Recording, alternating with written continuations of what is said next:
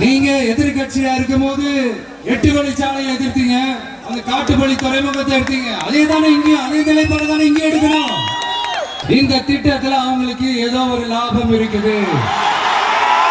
அரிட்டாப்பட்டி பகுதியில டங்ஸ்டன் சுரங்கம் அமைக்கிறதை எதிர்த்து தமிழ்நாடு அரசு ஒரு தீர்மானம் ஒன்று கொண்டு வந்தாங்க. அதை நான் மனப்பூர்வமாக வரவேற்கிறேன். ஆனா அதே நிலைப்பாட்டை தானே இங்க நம்ம பரந்தூர் பிரச்சனையில எடுத்திருக்கணும்.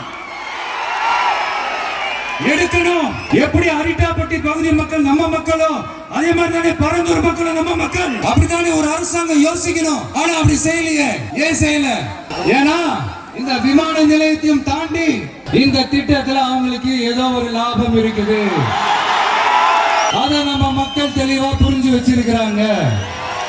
நம்மளுடைய ஆட்சியாளர்களுக்கு ஒரு சில கேள்விகள். நீங்க எதிர்கட்சியா இருக்கும் போது 8 வழிச்சாலையை எதிர்த்தீங்க, அந்த காட்டுப்பள்ளி துறைமுகத்தை எடுத்தீங்க. அதே தானே இங்கேயும் அதே நிலைப்பாடு தானே இங்கே எடுக்கணும். எதிர்கட்சியா இருக்கும் போது விவசாயிகளுக்கு ஆதரவு, ஆளுங்கட்சியா இருக்கும் போது விவசாயிகளுக்கு எதிர்ப்பா.